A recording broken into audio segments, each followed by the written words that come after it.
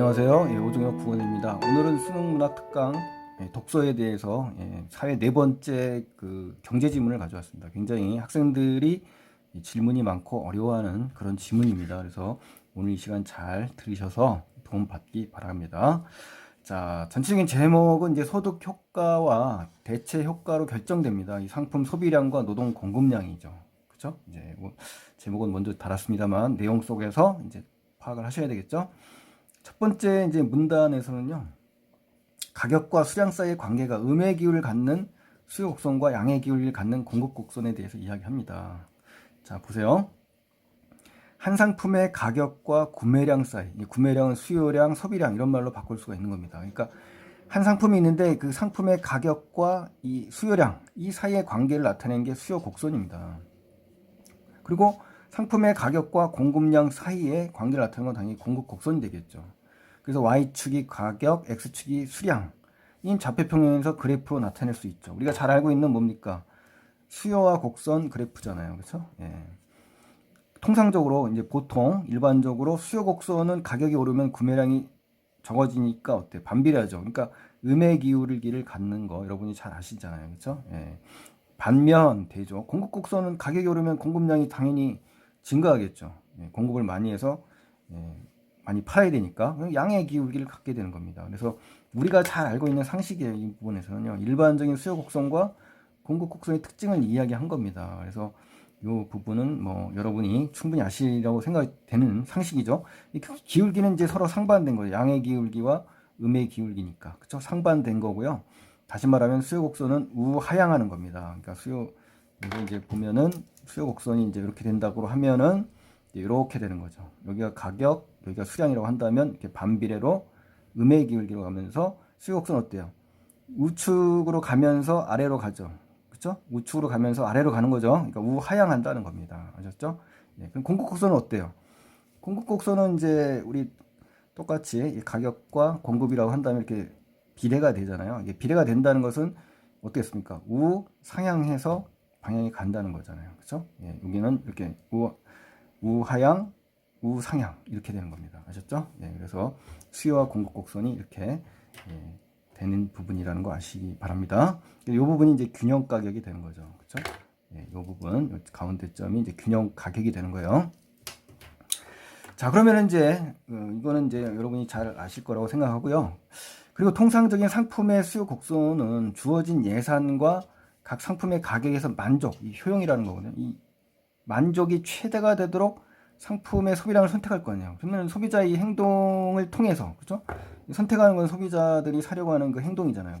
이걸로 도출된다 이거예요. 도출이라는 건 결론을 이끌어낸다. 귀납이라는 말과 비슷한 말입니다. 그래서 반면 공급 곡선은 어때요? 주어진 생산 기술, 그 상품의 가격에서 이윤이, 그죠? 이게 경제적인 어떤 회사의 이익이 최대가 되도록 상품의 공급력을 선택할 거 아니에요. 그렇죠? 그러니까 당연히 생산자의 행동에 주목이 돼야 되겠죠. 그렇죠? 그래서 여기까지는 이제 일반적인 수요 곡선과 공급 곡선의 도출 과정을 지금 제시한 겁니다. 그래서 이 1문단은 아주 일반적인 이야기를 한 겁니다. 아셨죠? 자, 이 문단에 이제 가시면 조금 이제 집중을 더 하셔야 돼요. 이 문단에서는 한 상품이 있는데 그게 가격이 바뀌면 소비량이 바뀌잖아요. 그럼 그걸 결정하는 건 뭐냐? 바로 소득 효과와 대체 효과다. 이게 이 부분에 대해서 이제 개념 정리가 잘 되셔야 되는 겁니다. 한번 보실까요? 그렇다면 한 상품의 가격이 막 변화한단 말이에요. 그러면은 그 상품에 대한 소비자의 구매량이 어떻게 변할까요? 문제를 던져줬죠. 이게 상당히 중요합니다. 이건 결국 이 문단의 전체적인 핵심이 바로 여기에 담겨 있는 거예요. 그렇죠? 문제를 제시했잖아요. 상품에 대한 소비자의 구매량이 어떻게 바뀌냐. 가격이 변화할 때. 아셨죠? 이거는 소득 효과와 대체 효과에 의해 결정된다. 딱 나와버렸네요. 그죠? 두 가지식으로. 그죠?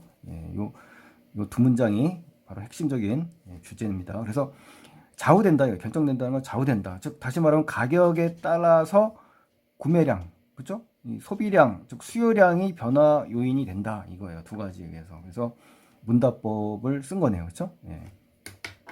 그럼 첫 번째, 그럼 소득 효과는 뭐냐? 소득 효과는 한 상품의 가격이 변화할 때, 그죠? 한 상품의 가격이 변하는 거예요. 다 동일한 예산이 있을 거예요. 동일한 돈으로 소비자가 구매할 수 있는 상품의 양이 변하는 효과다. 그렇죠?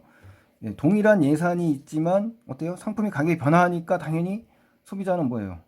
구매할 수 있는 상품의 양이 변화하죠. 예를 들면은 한 상품의 가격이 떨어졌다 이거예요. 그러면 실질적으로 소득이 늘어난 효과가 된 거잖아요. 그렇죠? 그래서 더 많은 상품을 살 수가 있는 거죠. 그래서 소득 효과에 따른 구매량의 변화 사례를 얘기한 겁니다. 그러니까 증가한 거죠. 구매량이 증가한 거죠. 소득이 늘어났다는 얘기는 구매량이 증가했다는 얘기로 바꿀 수 있잖아요. 그렇죠? 네, 이렇게 생각을 해주셔야 되고, 그다음에 대체 효과는 뭐냐? 대체 효과라는 건요, 한 상품의 가격이 이렇게 바뀌었단 말이에요. 변한단 말이에요. 그럼 그 상품과 다른 상품 사이의 상대 가격이에요. 그러니까 여기서는요, 상대 가격이라는 말에 주목을 하셔야 됩니다. 아셨죠? 한 상품의 가격이 변화할 때 그 상품과 다른 상품 사이의 가격, 상대 가격이에요. 그 가격이 변화하기 때문이라는 거죠. 그러니까 이 소득 효과와 차이점이 되는 겁니다. 그러니까 이 지점을 정확하게, 명확하게 구분을 하셔야만 문제를 풀 수가 있어요. 그러니까 소득 효과와 대체 효과의 구분, 요걸 바로 하셔야지만 문제에 대응할 수가 있으니까 주목하셔야 돼요. 상대 가격이라는 거. 그러니까 제품별 소비량의 변화가 나타나죠. 그래서 당연히 상대 가격의 변화니까 제품별, 그렇죠? 소비량의 변화가 나타나는 겁니다. 그러니까 예를 들면 얘가 이제 확실하게 얘기해 주잖아요. 한 상품의 가격이 많이 떨어졌다. 그러면 소비자는 가격 변동이 없는 상품의 구매량을 당연히 감소시키겠죠. 대신 어때요? 가격이 떨어졌죠. 떨어졌으면 그 상품을 구매할 거 아니에요. 구매량이 증가하죠. 그러니까 이처럼 어때요? 다른 상품의 가격은 변하지 않았는데 한 상품의 가격만 유독 어때요? 변화했어. 그러니까 가격이 내려갔단 말이에요. 그럼 그 제품을 산다는 거죠. 구매량이 증가한다는 얘기입니다. 그래서 대체 효과에 따른 구매량의 변화와 사례에 대해서 이야기한 겁니다. 그래서 반드시 이 소득 효과와 대체 효과를 반드시 구분을 하셔야만 된다는 겁니다. 그래서 이 문단에서는 이 소득 효과와 대체 효과의 개념을 정확하게 구분하셔야 되는 겁니다. 아셨죠? 예. 자, 그 다음에 이제 두 번째 페이지 한번 가보실까요? 두 번째 페이지에 가시면, 자, 주어진 예산이 있다고 그래요. 주어진 예산이 있는데, 구입할 수 있는 재화의 묶음을 나타내는 예산선과 동일한 만족감을 주는 재화의 묶음을 나타내는 무차별 곡선이 나오네요. 그러니까 예산선과 무차별 곡선이 이제 도표에서 이제 나왔지만은, 요거에 대해서 한번 설명을 해보죠.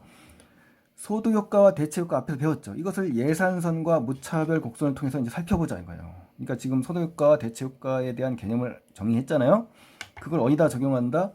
예산선과 무차별 곡선에 적용하는 거예요. 그래서 문제를 제시한 겁니다. 그러니까 적용된 내용을 정확하게 파악을 하셔야 되죠. 예산선이라는 것은 뭔지 정의부터 내리잖아요. 예산선이라는 것은 주어진 예산으로 구입할 수 있는 재화의 묶음이다. 자, 이 묶음이라는 말을 꼭 기억하셔야 됩니다. 이 묶음이라는 거는 뭡니까? 바스켓, 즉 한 바구니에 들어갈 수 있는 제품을 얘기하는 겁니다. 그러니까 한 개가 아니라는 겁니다. 아셨죠? 그래서 무차별 곡선이란 소비자에게 동일한 만족감을 주는 재화의 묶음을 곡선으로 나타낸 겁니다. 그러니까 무차별이라는 것은 차별하지 않는다는 거예요. 다 똑같다는 거예요, 이 효용이. 그래서 무차별이라는 말을 쓴 겁니다. 차별이 없다는 거잖아요. 그렇죠? 그러니까 뭐예요? 다 똑같다는 겁니다. 곡선상의 모든 점들은 동일한 효용. 동일하다. 동일하다는 얘기는 뭐예요? 무차별이라는 얘기잖아요. 그러니까 이 용어도 다 의미가 있는 겁니다. 그냥 막 정한 게 아니라요. 그러니까 결국 동일한 효용을 주는 곡선이다. 그래서 차별을 주지 않는다 해서 무차별 곡선인 겁니다. 아셨죠? 예. 그리고 역시 묶음이다라는 거 기억을 하셔야 됩니다. 아셨죠? 그래서 예산선과 무차별 곡선의 개념을 정확하게 인지를 하셔야 됩니다. 그래야 이제 그래프에 적용을 할 수가 있는 거죠. 자, 이제 보세요. 이제 재화 X개를 한 개 더 소비하기 위해 재화 Y 몇 개를 덜 소비해야 된다. 자, 이 새로운 용어, 요거를 좀 조심해야 돼. 한 개 대체율이 나오는데, 이건 뭐냐면, 재화 X를 한 개 더 사서 쓰고 싶어. 근데, 그러면 상대적으로 재화 Y 몇 개를 소비를 줄여야 되잖아요. 그래야만, 어떻습니까? 그래야만 맞는 거잖아요. 그쵸? 그러니까 덜 소비해야 되는 비율. 그쵸? 이걸 뭐라고 한다? 한 개 대체율이라고 한다는 겁니다. 그쵸? 예. 결국 뭡니까? 한계 대체율은 무차별 곡선과 예산선이 만나는 접점에서의 무차별 곡선의 기울기의 절대값이라고 할 수 있다. 이 얘기입니다. 그러니까 그래프를 한번 볼까요? 예, 이 얘기는 뭐냐면요. 자, 여기 보시면은 y제가 있고 x제가 있잖아요. 그렇죠? 예, 수량을 얘기하는 거고. 요게 바로 이제 뭐다? 예산선이 되는 겁니다. 예산선. 그리고 요게 이제 무차별 곡선이라고 하잖아요. 곡선이잖아요. 곡선. 그러니까 이 예산이 있는데 지금까지 얘기한 걸로 보면은 이제 요게 이제 균형점이 되는 거고요. 무슨 예산선이 있는데 요 부분에 이제 무차별 곡선의 이 점선들에 있는 점들이 동일한 효용을 갖고 있다는 거예요. 차별이 없다는 거잖아요. 그렇죠? 효용상으로 볼 때 전부 똑같다는 거죠.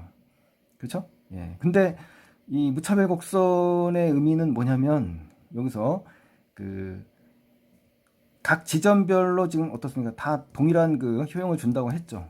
그리고 나서 이제 한계 대체율이라는 말을 또 먼저 설명을 해야 되겠는데, 한계 대체율이라는 건요.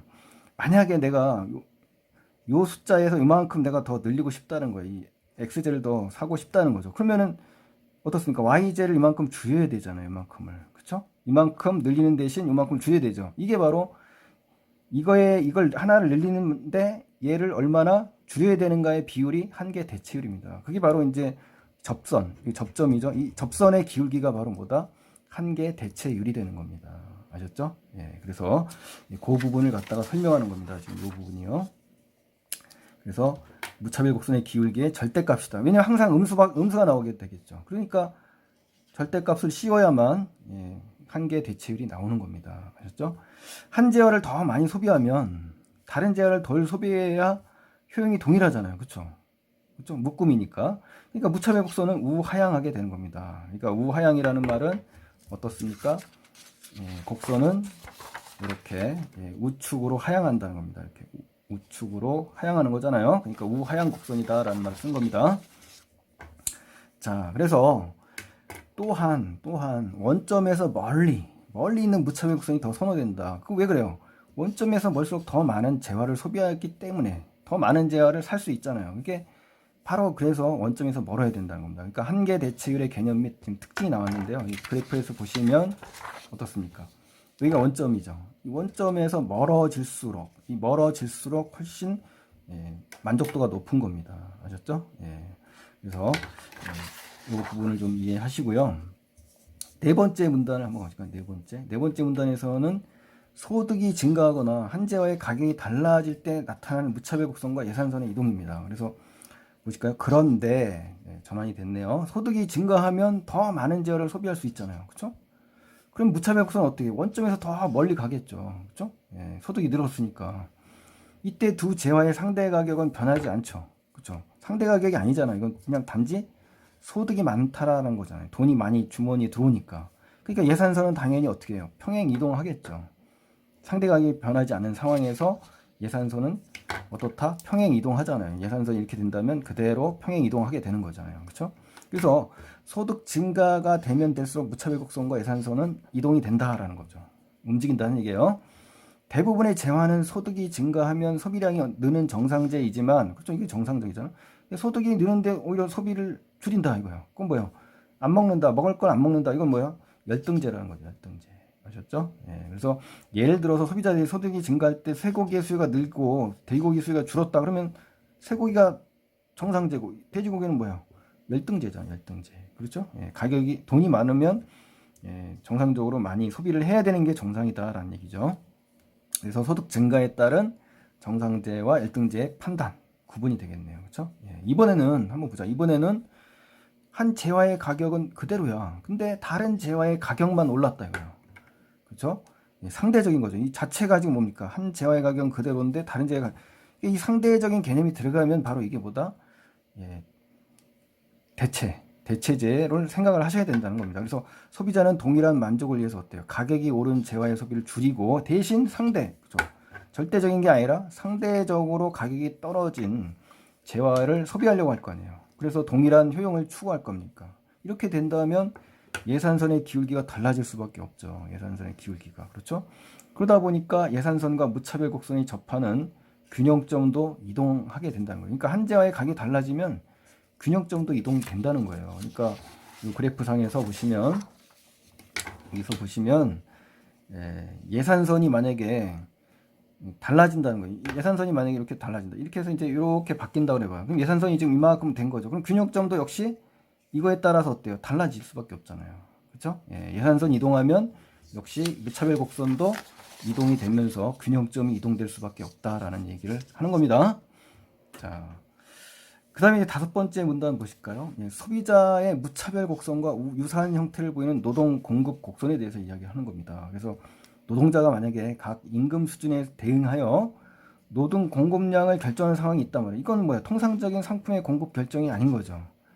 공급이라는 말을 했어도 이건 수요량 결정과 오히려 유사한 겁니다. 왜냐하면 노동 공급량이 늘어난다면 그만큼 여가가 줄어들죠, 상대적으로. 그러니까 노동과 여가의 상충, 서로 모순관계가 있기 때문에 그런 겁니다. 그래서 다시 말하면 노동 공급량을 선택하는 경우 경제 주체는 어때요? 만족이 최대가 되도록 하기 위해서 노동 공급에 따라 얻게 되는 소득과 잃게 되는 여가의 양, 그렇죠? 소득과 여가가 있잖아요. 이걸 조절을 하는 거라고 보는 겁니다. 그래서 결국 뭡니까? 소비자가 다양한 상품의 소비량을 선택할 때 만족이 최대가 되도록 하는 것을 선택할 거예요. 예산선상에서의 상품의 소비량을 결정하는 것과 이제 유사하다는 겁니다. 그렇죠? 그래서 노동 공급량을 결정하는 상황은 어떻다? 통상의 수요량 결정과 오히려 유사한 그러한 그 모습을 보이고 있다라는 거죠. 아셨죠? 예, 그래서 이 단어는 밑에 나왔습니다만 확인하시면 되겠네요. 문제도 나왔으니까요. 자, 그 다음에 여섯 번째 문단 마지막을 보시겠습니다. 그래서 임금이 변하면 노동 공급의 변화를 설명하는 데는 뭐가 결정적이다? 역시 이것도 대체 효과와 소득 효과다 이거예요. 한번 보실까요? 그러나, 자 보세요. 그러나 상품 소비의 선택과 노동 공급 선택 사이에는 차이점도 존재하다. 아까는 이제 공통점을 얘기한 거죠. 유사하다 그랬으니까.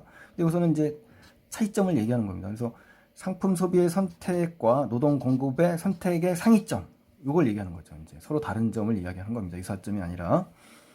만약에 통상적인 상품의 소비자가 각 상품의 가격에 근거해 소비를 결정하는 것과 마찬가지로 노동 공급의 선택을 결정하기 위해서 어때? 노동 가격이 있어야 될 거 아니야. 근데 여가의 가격을 또 알아야 되잖아. 그런데 이 여가는 수치화된 가격이 아니에요. 객관적인 가격이 없잖아요. 그러다 보니까 여가의 가격을 어떻게 정할지 이게 이제 문제점이 생긴다는 겁니다. 아셨죠? 그러니까 이 문장에서는 노동 공급의 선택을 결정할 때 여가의 가격 규정이 정말 어렵다. 이거 이야기하는 겁니다. 아셨죠? 자, 그 다음에 세 번째 문장 보실까요? 경제학에서 가격은 기회 비용이다. 그렇죠? 그냥 가격이 아니라 기회 비용으로 설명하는 겁니다. 그래서 여가의 가격도 마찬가지로 기회 비용으로 적용을 할 수가 있죠. 그러니까 노동을 하지 않는 게 여가잖아요. 그러니까 여기서 얻지 못한 임금이 발생할 거 아니야. 여가를 즐기면서 노동을 안 했으니까. 그렇다면 이렇게 이제 가정할 경우에 여가의 가격을 기회 비용인 임금으로 적용한다는 거죠. 이렇게 생각하면 어때요? 임금이 변화할 때 노동 공급량이 어떻게 변할 것인지도 대체 효과와 소득 효과에 결정된다고 볼 수 있는 겁니다. 아셨죠? 예, 그래서 노동 공급량이 대체 효과와 소득 효과에 의해서 바뀐다. 이거 이야기하는 겁니다. 역시 노동의 공급량도 대체 효과와 소득 효과에 의해서 좌우된다. 이 얘기죠. 특히 여기에서 대체 효과라는 게 중요한데요. 이 대체 효과란 임금이 오르잖아요. 그럼 여가의 가격이 증가하잖아요. 그렇죠? 그러니까 사람들이 쉬는 것을 줄이고 일을 더 많이 하겠죠. 이게 바로 대체 효과입니다. 아셨죠? 예. 근데 반면 임금이 올라가는데 전체 소득이 증가했잖아요. 그렇죠? 임금이 올랐으니까. 여가 시간과 같이 기회비용이 비싼 것을 구매할 여력이 생겼죠.